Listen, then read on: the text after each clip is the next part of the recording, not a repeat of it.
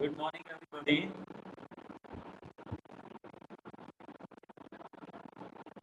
Cost accounting માં last લેક્ચરમાં આપણે પહેલું ચેપ્ટર સ્ટાર્ટ કરેલું હતું ઇન્ટ્રોડક્શન ટુ કોસ્ટ અકાઉન્ટિંગ. બરાબર, ત્યાર પછીના જે પ્રેક્ટિકલ છે એ આપણે શરૂ કરવાના છે. એની પહેલા થોડી થિયરી આપણે સમજી લઈએ.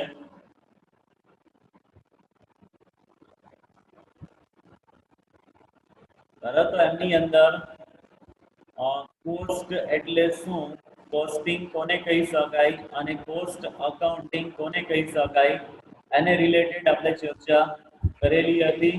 બરાબર, એમના એડવાન્ટેજીસ લિમિટેશન્સ કયા કયા છે એ બી કદાચ સમજાવેલું હતું. બરાબર, ત્યાર પછી ક્લાસિફિકેશન ઓફ કોસ્ટ એ કરાવી દીધું છે, બાકી છે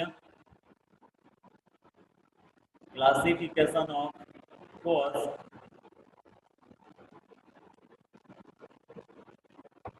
થઈ ગયું છે આ પોઈન્ટ્સ કે બાકી છે સમજાવવાનું? એક મિનિટ સર જોઈ લો, મેં ટીક કરીને નાખ્યું છે.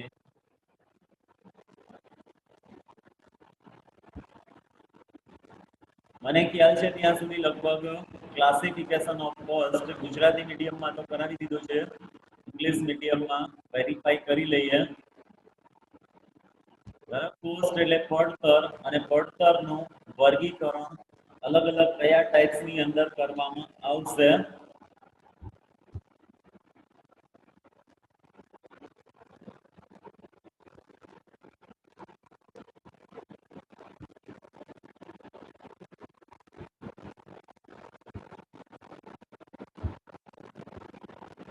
સર તમે અમારા ઇંગ્લિશ મીડિયમમાં લેક્ચર લીધો હતો ત્યારે અહીંયા drawback of limitation of cost accounting system ત્યાં પહોંચ્યા હતા.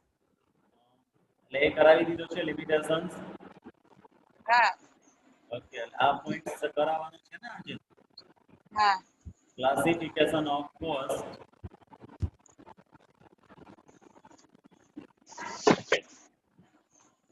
તરત જનરલી કોસ્ટ નું ક્લાસિફિકેશન્સ કેવી રીતે કરવામાં આવશે, એમના અલગ અલગ કયા કયા ટાઈપ્સ આપણને જોવા મળે છે એની ડિસ્કશન આજે આપણે કરીશું. Classification of cost is the process of grouping cost according to their common characteristics.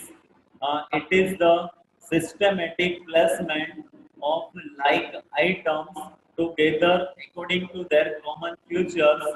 Long McFarland and Skip in their book explain the need and importance of classification of cost as in the process of cost accounting. Cost accounting ની જે કાંઈ બી process થાય છે તો એમના અનુસંધાને અને એમના કોમન કેરેક્ટરિસ્ટિક્સ ને ધ્યાનમાં રાખી અને એનું કયા કયા ટાઈપ્સ ની અંદર વર્ગીકરણ કરવામાં આવશે. બરાબર, તો એમની અંદર આપણે એમના અલગ અલગ ટાઈપ્સ જોઈએ તો એમને અલગ અલગ પાર્ટ્સ ની અંદર ડિવાઈડ કરવામાં આવેલા છે. એમની અંદર જોઈએ તો according to elements of cost. હવે આપણને ખ્યાલ છે કે કોસ્ટ માટેના બેઝિકલી 3 એલિમેન્ટ્સ આપણને જોવા મળે છે, અને કયા કયા 3 એલિમેન્ટ્સ છે? તો material cost, labour cost and overhead. બરાબર, ઓવરહેડ ની અંદર બી પાછા તમે સબ ટાઈપ્સ આપી શકો: factory overhead, labor overhead, factory overhead, office and admin overhead, and selling and distributions overhead. તો કોસ્ટ માટેના બેઝિકલી જે 3 એલિમેન્ટ્સ આપેલા છે, તો એલિમેન્ટ્સ અનુસાર કોસ્ટ ને આપણે 3 ભાગની અંદર ડિવાઈડ કરી શકીએ: material cost, labour cost and overhead. ત્યાર પછી નેક્સ્ટ પોઈન્ટ આપેલો છે એકોર્ડિંગ ટુ ફંક્શન.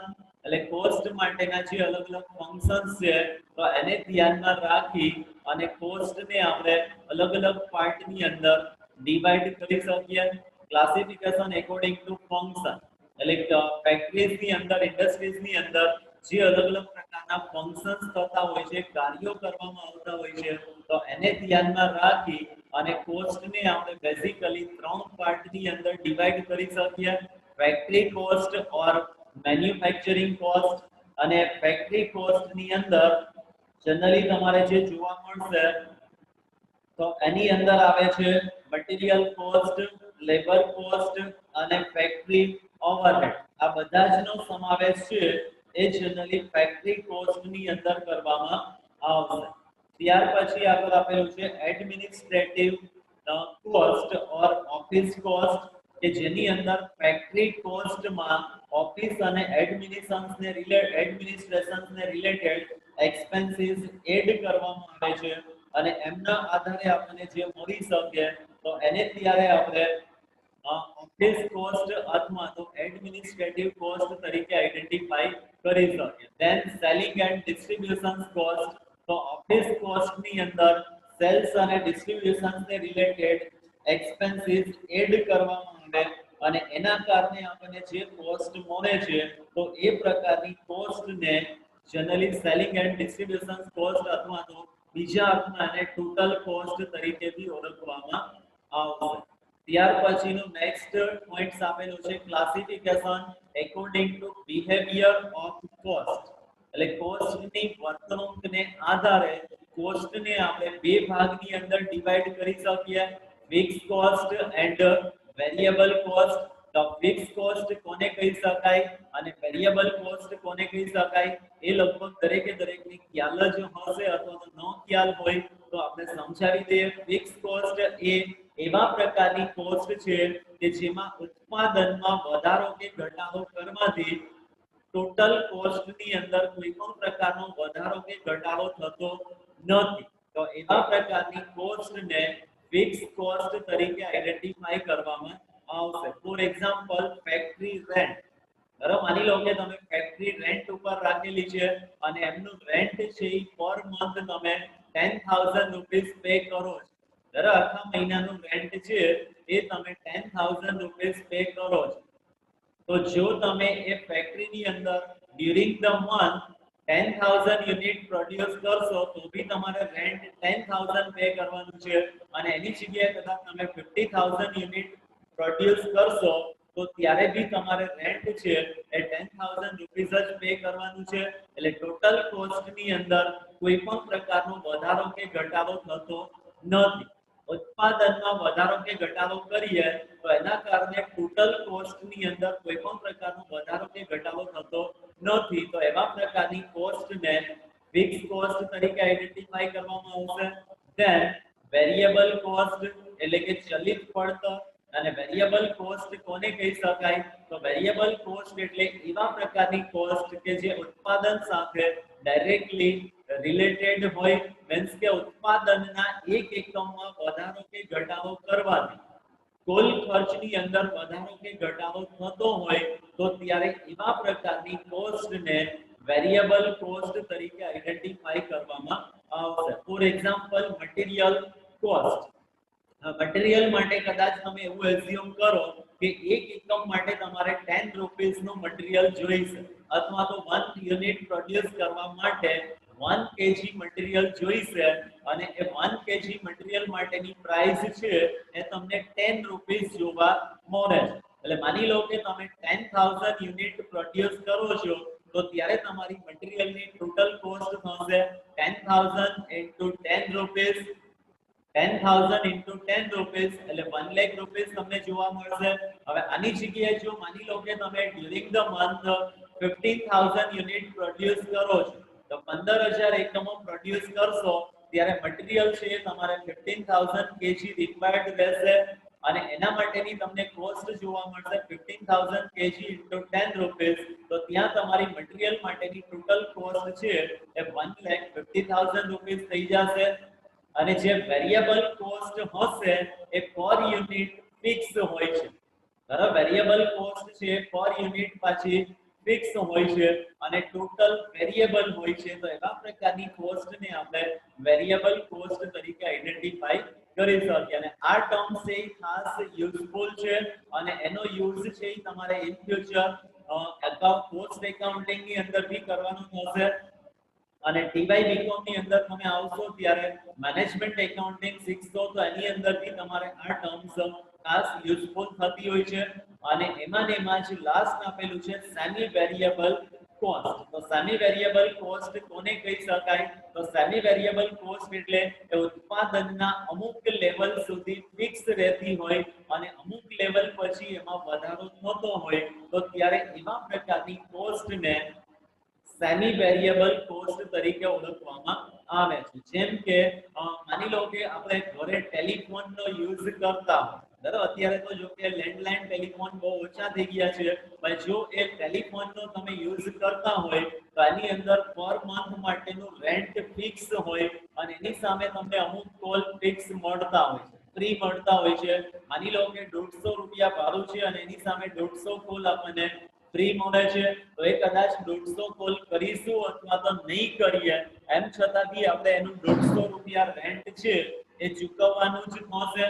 હવે 150 રૂપિયા સુધીનું રેન્ટ છે એ આપણા માટે ફિક્સ્ડ કોસ્ટ થશે અને પછી જો એનાથી વધારાના તમે કોલ કરો છો તો એના માટે અમુક જે ચાર્જીસ ડિસાઈડ કરવામાં આવેલા હોય એ પ્રમાણે તમારી પાસેથી ચાર્જ વસૂલ કરવામાં આવતો હોય છે. તો 150 રૂપિયા સુધી ફિક્સ થશે અને પછીનું જે કોસ્ટ થશે વેરિયેબલ થશે. તો અહીંયા ફિક્સ્ડ અને વેરિયેબલ બેયનું કોમ્બિનેશન આપણને જોવા મળશે અને એ પ્રકારની કોસ્ટને સેમી વેરિયેબલ કોસ્ટ તરીકે આઈડેન્ટિફાઈ કરવામાં આવશે. ક્લિયર? સમજાય છે બધાને? ત્યાર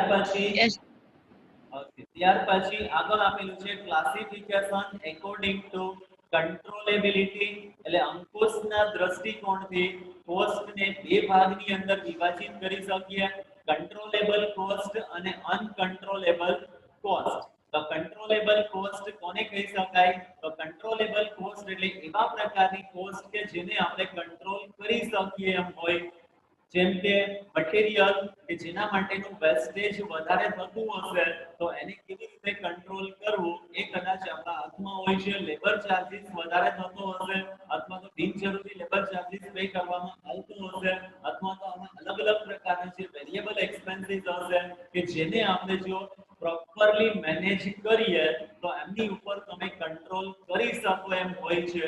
તો એવા પ્રકારની કોસ્ટને કંટ્રોલેબલ કોસ્ટ તરીકે ઓળખવામાં આવે છે અને અનકંટ્રોલેબલ કોસ્ટ એટલે એવા પ્રકારની કોસ્ટ કે જેને આપણે ગમે તેવા પ્રયત્નો કરવા છતાં અંકુશ કરી શકતા નથી, કંટ્રોલ કરી શકતા નથી, તો એવા પ્રકારની કોસ્ટને અનકંટ્રોલેબલ કોસ્ટ તરીકે ઓળખવામાં આવે છે. જેમ કે ફેક્ટરીની અંદર પ્રોડક્શન વર્ક ચાલુ હોય અને કોઈ પણ કારણોસર, બરાબર, માની લો કે પાવર સપ્લાય છે એ બંધ થાય છે અને એમ છતાં બી તમારે લેબરને તો એમનું ચાર્જીસ પે કરવાનું જ છે કે એ સમય દરમિયાન કોઈ પણ પ્રકારનું ઉત્પાદન થતું નથી, છતાં બી આપણે એ આઈડિયલ ટાઈમ માટેનું વેજીસ પણ ચૂકવવું પડશે.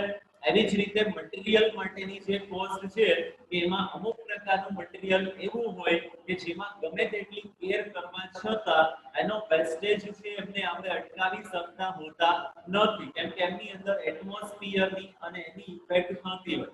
જેમ કે કોઈ કેમિકલ હશે અથવા તો પેટ્રોલિયમ પ્રોડક્ટ હશે કે જેની અંદર આપણને અમુક પ્રકારનો વેસ્ટેજ થવા માટેની શક્યતા તો રહેલી જ હોય છે કે એના ઉપર ગમે તેટલો કંટ્રોલ કરીએ એમ છતાં બી અમુક વેસ્ટેજ જે થવાનું છે એને આપણે કંટ્રોલ કરી શકતા નથી, તો ત્યારે એવા પ્રકારની કોસ્ટને અનકંટ્રોલેબલ કોસ્ટ તરીકે ઓળખવામાં આવશે. એટલે આ રીતે આપણે એમને કંટ્રોલેબલ કોસ્ટ અને અનકંટ્રોલેબલ કોસ્ટ બે ભાગની અંદર ડિવાઇડ કરી શકીએ. then classification according to periodicity, એટલે સમય અનુસાર કોસ્ટને બે ભાગની અંદર વિભાજિત કરવામાં આવશે, estimated cost or standard cost and historical cost.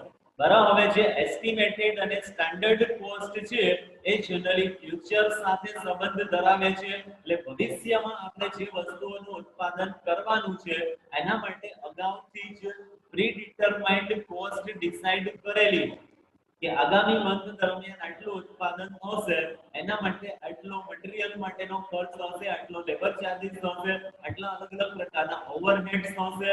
એ પાસ્ટના એક્સપિરિયન્સને ધ્યાનમાં રાખી અને ફ્યુચર માટેની જે કોસ્ટ તમે ડિસાઇડ કરેલી છે અને પ્રીડિટરમાઇન્ડ કોસ્ટ, એસ્ટિમેટેડ કોસ્ટ અથવા તો સ્ટાન્ડર્ડ કોસ્ટ તરીકે ઓળખવામાં આવશે અને બીજું આપેલું છે હિસ્ટોરિકલ કોસ્ટ કે જે જનરલી પાસ્ટ સાથે સંબંધ ધરાવે છે એટલે પાસ્ટમાં તમે જે પ્રોડક્શન કરેલું હોય અને એના માટેની જે કોસ્ટ થયેલી હોય તો એવા પ્રકારની કોસ્ટને હિસ્ટોરિકલ કોસ્ટ તરીકે ઓળખવામાં આવશે હિસ્ટ્રી એટલે ભૂતકાળ પાસ્ટ અને પાસ્ટ માટેની જે કોસ્ટ હશે તો એને હિસ્ટોરિકલ કોસ્ટ તરીકે ઓળખવામાં આવે છે બીજા અર્થમાં આપણે એમ પણ કહી શકીએ કે જે હિસ્ટોરિકલ કોસ્ટ છે તો એ અનકન્ટ્રોલેબલ હશે કેમ કે એની અંદર આપણે કોઈ પણ પ્રકારના ચેન્જીસ કરી શકવાના નથી ભવિષ્યમાં જે પડતર થવાની શક્યતા રહેલી છે તો એને કદાચ આપણે ધારીએ તો કંટ્રોલ કરી શકીએ એટલા માટે જ તો એમ કહેવાય છે કે even God can not change the past but man can save the future એટલે ભૂતકાળને તો ભગવાન પણ બદલી શકતા નથી પણ માણસ ધારે તો એ પોતાના ફ્યુચરને સેફ આપી શકે છે ભવિષ્યમાં આપણે શું કરવાનું છે એમના માટેનું આપણે પ્લાનિંગ કરી શકીએ છીએ અથવા તેની અંદર આપણે અલગ અલગ પ્રકારના ચેન્જીસ કરી શકીએ છીએ પણ પાસ્ટમાં જે થઈ ગયું છે તો એની અંદર આપણે કોઈ પણ પ્રકારના ચેન્જીસ કરી શકવાના નથી અહીંયા સમયના દ્રષ્ટિકોણથી બે ટાઈપ્સ આપણને જોવા મળે છે estimated cost or standard cost and second one is historical cost ત્યાર પછી નેક્સ્ટ ક્લાસિફિકેશન આપેલું છે classification according to normality of cost આની અંદરથી આપણને બે ટાઈપની કોસ્ટ જોવા મળે છે નોર્મલ કોસ્ટ અને એબનોર્મલ કોસ્ટ દરસ સામાન્ય પડતર અને અસામાન્ય પડતર the normal cost is one which considered to be normal under normal condition એટલે સામાન્ય સંજોગોની અંદર જે કોસ્ટ થવા માટેની શક્યતા રહેલી હોય છે અને એના માટેની આપણે જે કોસ્ટ ડિસાઈડ કરેલી હશે તો એવા પ્રકારની કોસ્ટને નોર્મલ કોસ્ટ તરીકે ઓળખવામાં આવશે અને જો કોઈ અસામાન્ય સંજોગો ક્રિએટ થાય છે અને એના કારણે નોર્મલ કરતા બીજી વધારાની કોસ્ટ તમને જોવા મળતી હોય તો એવા પ્રકારની કોસ્ટને એબનોર્મલ કોસ્ટ તરીકે ઓળખવામાં આવશે તો cost which is not normal is abnormal cost due to abnormal situation some unexpected expenses take place which can be abnormal cost એટલે અમુક પ્રકારના એવા circumstances હશે unexpected expenses આપણને જોવા મળતા હશે તો એવા પ્રકારની કોસ્ટને આપણે abnormal cost તરીકે આઈડેન્ટિફાઈ કરી શકીએ ક્લિયર સમજાય છે બધાને ઓકે ત્યાર પછી આગળ આપેલું છે classification of cost as per managerial decision એટલે સંચાલકીય નિર્ણયો લેવાના હોય તો એ સંચાલકીય નિર્ણયોને ધ્યાનમાં રાખી અને કોસ્ટનું આપણે ક્લાસિફિકેશન કરીએ તો આની અંદર આપણને ઘણા બધા ટાઈપની કોસ્ટ જોવા મળે છે જેમ કે marginal cost differential cost out of pocket cost opportunity cost replacement cost shutdown cost sunk cost relevant cost conversion cost અને research and development cost તો આ રીતે આપણને અલગ અલગ ટાઈપ્સ જોવા મળે છે અને આમાંથી બી ઘણા બધા ટાઈપ્સ છે એનો તમારે ઇન ફ્યુચર સ્ટડી કરવાનો આવશે અને એ ખાસ કરીને ટીવાય બીકોમ ની અંદર મેનેજમેન્ટ એકાઉન્ટિંગ તમે શીખો છો તો આની અંદર આમાંથી મોટા ભાગની કોસ્ટ માટેના ચેપ્ટર તમારે શીખવાના થશે માર્જિનલ કોસ્ટ છે તો એ one type of variable cost છે એટલે માર્જિનલ કોસ્ટ શું દર્શાવે છે તો ઉત્પાદનના એક એકમમાં વધારો કે ઘટાડો કરવાથી કુલ ખર્ચની અંદર જે વધારો કે ઘટાડો થતો હોય તો ત્યારે એવા પ્રકારની કોસ્ટને માર્જિનલ કોસ્ટ અથવા તો વેરિયેબલ કોસ્ટ તરીકે ઓળખવામાં આવે છે ડિફરન્શિયલ કોસ્ટ મીન્સ તફાવત પડતર એટલે જ્યારે એક પ્રકારના ઉત્પાદનની અંદર એક કરતા વધારે પ્રકારના માલ સામાનનો યુઝ કરતા હોય અને બધાની તમને જે અલગ અલગ પડતર જોવા મળે તો એ પ્રકારની કોસ્ટને ડિફરન્શિયલ કોસ્ટ તરીકે ઓળખવામાં આવશે out of pocket cost opportunity cost એટલે કોઈ એક ઓપ્શન તમે પસંદ કરો છો તો એની સામે તમારે અનધર ઓપ્શન છે એને ડ્રોપ આઉટ કરવો પડશે બરાબર તો આ બંનેને કમ્પેર કરવાથી જે ઓપ્શન આપણે ડ્રોપ આઉટ કરેલો છે એનાથી આપણને જે નુકસાન જવા માટેની શક્યતા રહેલી છે તો એની પડતરને આપણે ઓપોર્ચ્યુનિટી કોસ્ટ તરીકે ઓળખી શકીએ ધેન રિપ્લેસમેન્ટ કોસ્ટ તો રિપ્લેસમેન્ટ કોસ્ટ કોસ્ટ કોને કહી શકાય? રિપ્લેસમેન્ટ એટલે કોઈ એક મશીનરીની જગ્યાએ બીજું મશીનરી તમે ઇન્સ્ટોલ કરો છો તો ત્યારે જે વધારાની પડતર તમારી થશે એને આપણે રિપ્લેસમેન્ટ કોસ્ટ તરીકે ઓળખી શકીએ. અને કેવી રીતે ફાઇન્ડ આઉટ કરવામાં આવશે? તો માની લો કે તમારી ઓફિસની અંદર કોમ્પ્યુટરાઇઝ સિસ્ટમ અવેલેબલ છે, તો એની જગ્યાએ તમે અપડેટેડ કોમ્પ્યુટર વર્ઝન છે એ તમે ત્યાં ઇન્સ્ટોલ કરો છો, તો જૂની કોમ્પ્યુટર સિસ્ટમ છે એ તમે કાઢી નાખશો, બદલામાં નવી કોમ્પ્યુટર સિસ્ટમ આપણે એસ્ટાબ્લિશ કરીએ છીએ. અને એના માટે જે વધારાની પડતર આપણી થશે તો એ પ્રકારની પડતરને આપણે ઓપોર્ચ્યુનિટી કોસ્ટ તરીકે ઓળખી શકીએ. એ જ રીતે આપેલું છે shutdown cost, sunk cost, relevant cost, conversion cost, research and development cost. તો શટડાઉન કોસ્ટ એટલે કોઈ પણ પ્રકારની પ્રોડક્ટ આપણે બંધ કરીએ છીએ તો ત્યારે એના માટેની જે પડતર થાય છે, એના માટેની જે કોસ્ટ થાય છે, એનાથી આપણને જે નુકસાન થશે તો એવા પ્રકારની કોસ્ટને શટડાઉન કોસ્ટ તરીકે ઓળખવામાં આવશે. એટલે આ રીતે અલગ અલગ પ્રકારના મેનેજરિયલ ડિસિઝન્સ થી આપણે કોસ્ટને અલગ અલગ 10 ટાઈપની અંદર ડિફાઇન કરી શકીએ. ક્લિયર? ત્યાર પછી નેક્સ્ટ પોઈન્ટ આપેલો છે સર્ટેન સ્પેસિફિક ટર્મ્સ. તો આની અંદર આપણને બે ટર્મ્સ આપેલા છે, કોસ્ટ સેન્ટર અને કોસ્ટ યુનિટ. બરાબર? તો cost centre is the smallest organizational sub-unit for which separate cost collection is attempted as per CIMM terminology. A location or person or place or machine or item of equipment or things for which cost can be ascertained and used for the purpose of cost control is known as cost center. cost center એ આમ જોઈએ તો એક પ્રકારનું small organisation છે.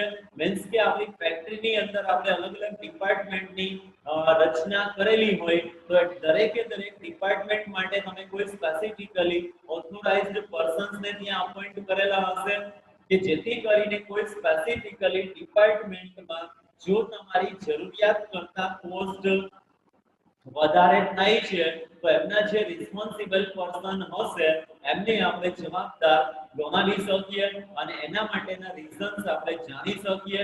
એટલે જે વ્યક્તિઓને responsibilities આપેલી હોય જો એના થકી કોઈ પણ પ્રકારની વધારાની કોસ્ટ થતી હશે તો ત્યારે એની આપણે રિસ્પોન્સિબિલિટીઝ ફિક્સ કરી શકીએ છીએ. તો એ જે તે જવાબદાર વ્યક્તિ અથવા તો કોઈ આવી જવાબદાર વસ્તુ હશે, જવાબદાર મશીનરી હશે, એને આપણે રિસ્પોન્સિબલ ગણાવી શકીએ અને એને ત્યારે જનરલી કોસ્ટ સેન્ટર તરીકે ઓળખવામાં આવશે. ક્લિયર? ત્યાર પછીની બીજી ટર્મ્સ આપેલી છે કોસ્ટ યુનિટ. હવે જે કંઈ બી આપણે વસ્તુઓનું ઉત્પાદન કરીએ છીએ તો અલગ અલગ પ્રકારની પ્રોડક્ટ માટે, અલગ અલગ પ્રકારની વસ્તુ માટે એના યુનિટ છે જનરલી અલગ અલગ હોય છે. જેમ કે આપણે ઘણી બધી વસ્તુઓ અહીંયાથી જ આપણે એક સિમ્પલ એક્ઝામ્પલ લઈએ કે માર્કેટની અંદર આપણે વસ્તુ પરચેસ કરવા માટે જતા હોઈએ તો અમુક વસ્તુ છે એ આપણને નંગ ઉપર મળતી હોય છે, અમુક વસ્તુઓ છે એ આપણને વજન ઉપર એટલે કે એના માટેનું યુનિટ કિલોગ્રામ હોય છે. બરાબર? અથવા તો સપોઝ આપણે કોઈ ડ્રેસ મટીરીયલ કે એવું કંઈ પરચેસ કરીએ છીએ તો એ બી આપણને કાં તો નંગ ઉપર મળતું હશે અથવા તો મીટર ઉપર મળતું હશે, કાપડ કે વસ્તુ હશે તો એ આપણને પર મીટર ઉપર વસ્તુ મળતી હશે. તો આ રીતે જે અલગ અલગ પ્રકારની ઇન્ડસ્ટ્રીઝ હશે અને એમની અંદર અલગ અલગ પ્રકારની વસ્તુઓ તૈયાર કરવામાં આવે છે તો એના માટેના કોસ્ટ યુનિટ છે એ આપણને અલગ અલગ જોવા મળતા હોય છે. હવે કોસ્ટ યુનિટ છે એને બી આપણે જનરલી બે ભાગની અંદર ડિવાઇડ કરી શકીએ, simple or single cost unit and then combined or composite cost unit. બરાબર? તો સિમ્પલ અથવા તો સિંગલ કોસ્ટ યુનિટ કોને કહી શકાય કે જેની અંદર કોઈ એક જ યુનિટનો યુઝ કરવામાં આવતો હોય. જેમ કે બનાના પરચેસ કરીએ છીએ તો બનાના છે કાં તો આપણને ડઝન ઉપર મળશે અથવા તો નંગ ઉપર મળતા હશે તો અહીંયા આપણે એક જ યુનિટ યુઝ કરીએ છીએ. એવી જ રીતે માની લો કે તમે કોઈ વેજીટેબલ પરચેસ કરો છો તો એ એ તમને વજન ઉપર મળતું હશે એટલે કિલોગ્રામમાં એ આપણે એનો રેટ ડિસાઈડ કરતા હોય તો ત્યાં બી આપણને એક જ યુનિટ જોવા મળે છે. તો અમુક પ્રકારની ઇન્ડસ્ટ્રીઝ એવી હશે કે જેની અંદર કોસ્ટ યુનિટ છે એ કમ્બાઇન્ડલી અથવા તો કમ્પોઝિટ કોસ્ટ યુનિટનો યુઝ કરવામાં આવે છે. જેમ કે ટ્રાન્સપોર્ટ અથવા તો ટ્રાવેલ્સ ને રિલેટેડ બિઝનેસ હોય તો એની અંદર જનરલી કોઈ એક વસ્તુને બરાબર અથવા તો એના માટેનું વેઇટ હોય એટલે કે 1 ટન માલ સામાનને 1 કિલોમીટર લઈ જવા માટે કેટલી કોસ્ટ થશે અને એના આધારે એનું કેટલું આપણે ચાર્જ વસૂલ કરી શકીએ એ જનરલી નક્કી કરવામાં આવતું હોય છે. બરાબર તો ત્યારે ત્યાં જનરલી ટન અને કિલોમીટર આ બે યુનિટને ભેગા કરી અને એક યુનિટ આપણે લીધેલો છે. એવી જ રીતે પેસેન્જરને વહન કરવા માટે જે ટ્રાવેલ્સ બિઝનેસ હશે તો એની અંદર બી જનરલી કોસ્ટ માટેનો યુનિટ હશે એ પેસેન્જર કિલોમીટર હશે. એટલે એક પેસેન્જરને 1 કિલોમીટર સુધી લઈ જવા માટે કેટલી પડતર થશે તો અહીંયા બે યુનિટને ભેગા કરી અને એક યુનિટ બનાવવામાં આવેલો હોય છે કે જેથી કરીને એ પ્રકારના કોસ્ટ યુનિટને કમ્બાઇન્ડ અથવા તો કમ્પોઝિટ કોસ્ટ યુનિટ તરીકે ઓળખવામાં આવશે. ક્લિયર? ત્યાર પછી list of suitable cost unit in certain industries. બરાબર ચોક્કસ પ્રકારની ઇન્ડસ્ટ્રીઝની અંદર કયા પ્રકારના કોસ્ટ યુનિટનો યુઝ કરવામાં આવે છે તો એના માટેની તમને માહિતી આપેલી છે અને એમસીક્યુ ટેસ્ટના દ્રષ્ટિકોણથી આ ખૂબ જ યુઝફુલ છે કેમ કે આમાંથી ઘણા બધા એમસીક્યુ તમારા નીકળી શકતા હોય છે અને ઘણા બધા એમસીક્યુ છે તમને આમાંથી પૂછાઈ શકતા હોય છે. એટલે માની લો કે અત્યારની સિચ્યુએશન્સને આપણે ધ્યાનમાં રાખી અને જો કદાચ યુનિવર્સિટીની એમસીક્યુ ટેસ્ટ લેવા માટેનું ડિસાઈડ કરે તો એની અંદર જનરલી એમસીક્યુમાં આ ટાઈપના એમસીક્યુ ઘણા બધા તમને પૂછાતા હોય કે ઇન્ડસ્ટ્રીઝનું નામ આપેલું હોય અને એની અંદર કયા પ્રકારનો કોસ્ટ યુનિટ એપ્લાય કરવામાં આવશે તો એ બી આપણે બરાબર રીતે સમજી લઈએ. જેમ કે પહેલું આપણને આપેલું છે બ્રિક ઇન્ડસ્ટ્રીઝ. બ્રિક ઇન્ડસ્ટ્રીઝ એટલે ઈંટો બનાવતી ઇન્ડસ્ટ્રીઝ. જ્યાં ઈંટ બનાવવામાં આવતી હોય તો ઈંટ માટેના રેટ છે જનરલી કેવી રીતે ડિસાઈડ કરવામાં આવતા હોય છે તો પર 1000 બ્રિક ઇઝ યુનિટ એટલે 1000 ઈંટના ભાવ કેટલા છે એ પ્રમાણે જનરલી એનો યુનિટ ડિસાઈડ કરવામાં આવેલો છે. સમજાય છે? એટલે ઈંટ છે એ જનરલી કોઈ રિટેલ પરચેસ કરવા જતું હોતું નથી કે મારે 5 ઈંટ જોઈ છે 10 ઈંટ જોઈ છે. એટલે જે કન્સ્ટ્રક્શન બિઝનેસની અંદર ઈંટ ખરીદી કરવામાં આવતી હશે તો એના માટેનો રેટ છે એ જનરલી 1000 ઈંટ માટેનો જ નક્કી કરવામાં આવેલો હોય છે. એટલે 1000 ઈંટ છે એ એમના માટેનો એક યુનિટ ગણી શકાય. એવી જ રીતે મિનરલ્સ એન્ડ માઇન્સ એટલે કે ખાણ અને ખનિજને રિલેટેડ બિઝનેસ હશે તો એના માટેનો યુનિટ છે એ ટન અથવા તો લીટરમાં હશે. બરાબર જો એની વસ્તુઓ મળતી હશે આપણને કે જેમાંથી કોલસો કે ખનિજ બીજા મળતા હશે તો એના માટેનો યુનિટ છે એ ટન હશે અથવા તો કોઈ લિક્વિડ ફોર્મેટમાં આપણને વસ્તુઓ ખાણ અને ખનિજ ઉદ્યોગમાંથી મળતી હશે તો એના માટેનો કોસ્ટ યુનિટ છે એ લીટર હોઈ શકે. જેમ કે પેટ્રોલિયમ પ્રોડક્ટ હશે તો એનો યુનિટ છે એ આપણને લીટર જોવા મળતો હશે. કોઈ કલર કેમિકલ્સ ને રિલેટેડ ઇન્ડસ્ટ્રીઝ હશે તો એના માટેનો કોસ્ટ યુનિટ છે એ પર લીટર અથવા પર ગેલન હોય છે. રેલવે, બસ, એરોપ્લેન અને સ્ટીમર ને રિલેટેડ બિઝનેસ હશે તો એના માટેનો કોસ્ટ યુનિટ છે ટન કિલોમીટર અથવા તો પેસેન્જર કિલોમીટર હશે. એટલે જો માલ સામાનનું વહન કરવામાં આવતું હશે તો ત્યાં યુનિટ છે એ ટન કિલોમીટર હશે અને મુસાફરોને લઈ જવામાં આવતા હશે તો એના માટેનો કોસ્ટ યુનિટ છે એ આપણને પેસેન્જર કિલોમીટર જોવા મળશે.